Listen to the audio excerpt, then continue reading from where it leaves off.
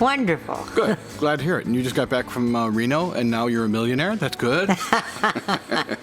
You have a very big setup here. Might I ask how many cases you're making? 8,000. First of all, when you say Wood family, who are the Wood family members involved? So Wood family would be my husband, myself, and I have 2 sons, Harrison and Parker. And Harrison is our vice president of operations, or he likes to call himself the COO, child of owner. The Wood family extends to really all of our family, all of our customers that come in through the door. As always, I like to ask about history and how you became involved in this business. Was there a moment that you had a particular wine that just kind of lit you up? How did that go? Well, my husband and I, we enjoyed wine drinking together. And I would have to say Green Hungarian from Winemaker Vineyards, which our first home overlooked. That was kind of our house wine back in the day. So we liked to go wine tasting together, and I always thought that we would retire to the vineyards. And that being a long way off from our jobs, our careers at the present. And I was an airline pilot by trade. Yeah, we're going to talk about that. Okay. Oh, yes, we're going to talk about that. Go on. So it had to do, if you want to know how I got into winemaking I do, yes. at this point. Yeah, Okay. oh, yeah. So when I was pregnant with my firstborn, Harrison, I wasn't allowed to fly. And pregnant pilots couldn't fly. And I was going to fight that. My girlfriends, who were 2 other pregnant pilots, they didn't want me to fight it. We got 100% of our pay, and one of them had a house in Vail, so all 3 of us went skiing. We could ski down the slopes of Vail. Can't fly airplanes, but we could ski. And so it wasn't a bad deal. But I had 9 months off to figure out what I wanted to do. And I heard the old wives' tale that beer is good for the breast milk. So I figured, well, homebrew has to be better. So I started brewing beer. And as the kids got older and I wasn't breastfeeding anymore, it's like, what am I doing brewing beer? I drink more wine than I do beer. I should be making wine. So I planted 18 grapevines in our backyard in Fremont, which is also in the Bay Area, and just over the hill, a little bit closer to the bay. And I planted 18 grapevines, 9 Cabernet Sauvignon, 9 Zinfandel, with the intention of learning how to make wine. Wow. And it takes 3 years to get the grapes off the vines. And when I came home from flying one weekend, I took the kids in strollers and did the harvest wine celebration in around September. And I saw this property for sale out here in Livermore Valley. There were 14 wineries at the time. Saw this property and I says, wow, there's vineyards in Livermore Valley and we could buy one now and keep our day jobs. So that's what we did. My husband fell in love with it. We bought the 18 acres of planted vineyard. We built a house.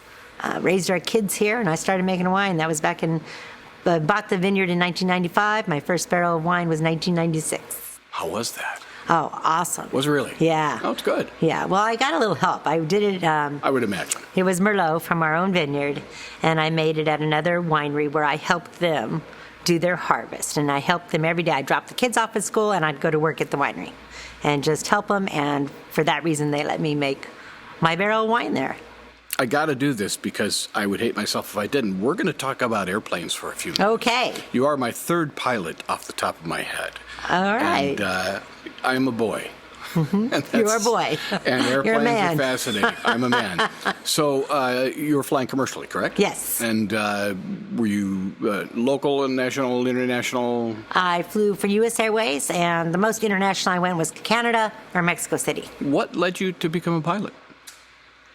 I want to go back to being in 6th grade and winning the paper airplane contest. Really? Really? Is that what it was? I always looked towards the skies. And when I was 16, you know how you go through all those, I want to be this and I want to be that. And then when I told my dad, who was a CPA, that I wanted to be a pilot, and his best friend from high school was a pilot for Northwest Airlines, a Republic, and first he was with Hughes Air West. My dad always did his taxes. He says, that's a good one. So he got me a flight in a super decathlon with a World War II pilot in Livermore Airport when I was 16. And my first flight was rolls and loops and spins and aerobatics, and I just fell in love. So I started flying when I was 16. So I got my private license, and then I worked and I started taking classes at the local junior college, which had an aviation program. And I took classes there, and I kept working on my commercial, my instrument. Yeah. And then ended up getting my flight instructor. And after I got my flight instructor, I transferred all my credits over to Embry-Riddle Aeronautical University, and I went to Prescott, Arizona, and I finished my degree there, and came back and did flight instruction at Fremont Airport, where I grew up, and then started flying commercially, like small twin engine. I was a multi-engine instructor also, and I flew for a small corporate, and then I took off trying to find a job, and I went down to Los Angeles, and I flew Beech 18s, and then I went to Chicago and flew Beech 18s on my own for a year, and that was wild. No autopilot, single pilot, at night. Yeah, it was pretty intense, a lot of fun. A lot of war stories. Oh, I can't even imagine. It's too bad we're not doing an airplane podcast, Yeah. but it's interesting to hear this part of it. And then I flew as a captain for 2 years for Republic Express American Eagle out of Detroit. And then U.S. Airways picked me up out of Pennsylvania, and they bought PSA in San Francisco. And so I was like coming home as soon as I heard that. So U.S. Airways wasn't doing well financially. They closed the base in San Francisco. Now I'm commuting to Philadelphia to get to work. Yeah. My kids are ages 6 and 8 at the time. I was gone for 5 days. That wasn't working for me. That's a long And I was already making wine. So I thought, September 1st of 2001, I thought, let me just take a leave of absence and make more wine, maybe. Fortuitous. I don't know what I'm going to do at the end of 30 days, but I'm going to do this right now. So I asked for a 30-day emergency leave, and they gave it to me. And then September 11th happened. And they furloughed so many pilots, and I was so senior that I wasn't going to get a furlough, so I took a leave of absence in lieu of furlough for 5 years and saved somebody else's job and gave me 5 years to see what was going to happen with U.S. Airways and see what was going to happen here with the winery and build the winery. Was it hard to leave flying, even though wine is certainly a passion? Yeah, it definitely was. It was an easy job. It was easy. It was fun. You take off, you land, and then you walk away from it, and you have no worries. It was challenging at the same time. And I loved the challenge, like to fly into LaGuardia Airport and, I just in the bad weather, and just like nail it and just like walk away and So you miss that adrenaline rush. Yeah. Oh, I'm sure you get a lot of that. Yeah, the crosswinds, just all the decision making. Yeah, it was something really to miss. What were you looking for in terms of varietals? What were you planning on making? So everything that I make is from Livermore Valley grapes. So I'm staying here. Good. And I like to make what I love, and my girlfriend's had a lot of influence in what I make also. So the Merlot is on our property. Of course, that's going to be my first wine that I'm going to make. And then going into the Bordeaux varietals, Zinfandel was one of our passions, so we always made Zinfandel. So it was Merlot and Zinfandel to start with, and Cabernet Sauvignon. And then my girlfriends are like, Rhonda, make us a Chardonnay. So in 2003, I made my first Chardonnay. Can I be your friend and ask you to make wine? That's very nice that you do that. Yeah, I called it Para Más Amigas, which means, I thought it meant from my girlfriends, but my Spanish was from high school days, and más means more, so it's for more girlfriends. And everybody needs more girlfriends. Chardonnay, your only white, or? No, so we've made some Albarino. Nice. Now that we've grown and we have some tanks that I can control the temperature with. And I've also had different associate winemakers, assistant winemakers that like to try different things. And I like to try different things. And let's have some fun. So when they say, oh, we'd like to make another white, then I say, all right, let's do that. So we made Albarino. This year was our first year making Sauvignon Blanc, which is one of our heritage varietals of Livermore Valley. Yeah, no kidding. How funny. Yeah, so I made two. I made a stainless steel, and we made a barrel fermented Sauvignon Blanc. And they're beautiful. So is your husband involved as well? I mean, we talked about family, but... My husband, I joke, so I'm going to tell you, my husband is very involved. And when I joke, I always say he pays the bills.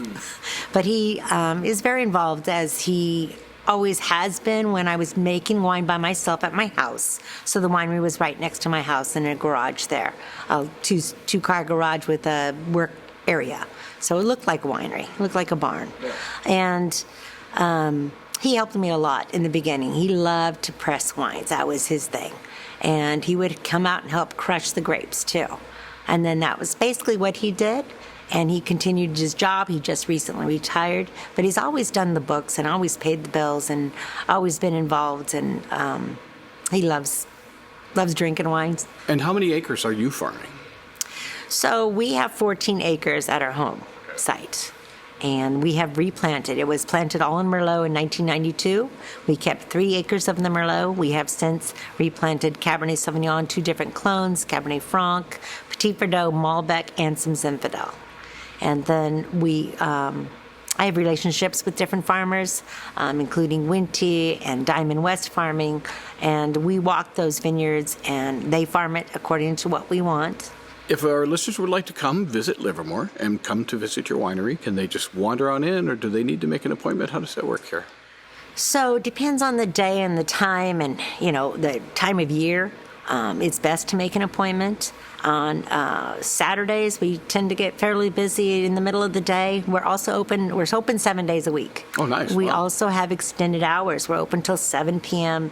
every day, except for Fridays till 8 p.m., where we have live music from 5 to 8. So we don't do tastings during that music time. And then Wednesdays, we have music from 4 to 7. And Sundays, we're open till 6. So we have, we are here, and we do take walk-ins. And we try to accommodate everyone that comes in. For our listeners who would like to learn about you, as well as Wood Family Wines, what is your website? www.woodfamilyvineyards.com.